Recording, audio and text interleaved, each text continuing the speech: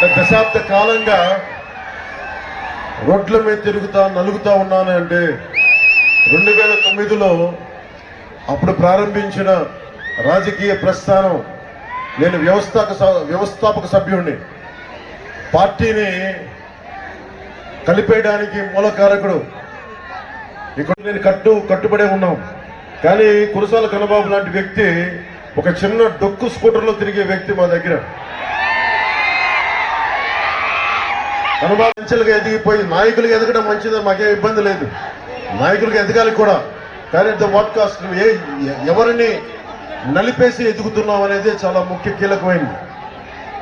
So విషయాల్లోకి వెళ్ళబోయే ముందు ఇక్కడ స్థానం చాలా మంది ఇందాక మన బీజేపీ నాయకులు చెప్తా ఉన్నారు.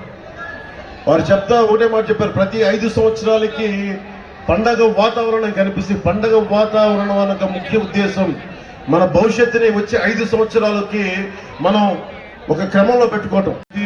మత్స్యకార సామాజిక వర్గానికి అలాగే ఎస్సీ సామాజిక వర్గం సమస్యలు ఇవన్నీ నా దృష్టిలో ఉన్నాయి. ముఖ్యంగా మన నాయకులు అడిగింది రాగానే మాట్లాడుతూ ఉన్నారు.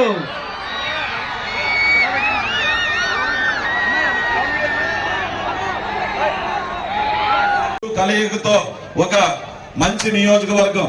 కానీ వైసీపీ నాయకులకు మాత్రం ఇది ఒక బంగారు గనిలా మారింది. అంటే పోర్టులోంచి దోచుకుంటున్నారు. పంట పొలాలకు వెళ్ళవలసిన మేజర్ డ్రైనేజీని పవన్ కళ్యాణ్ గారు నరేంద్ర మోదీకి పవన్ కళ్యాణ్ గారు అంటే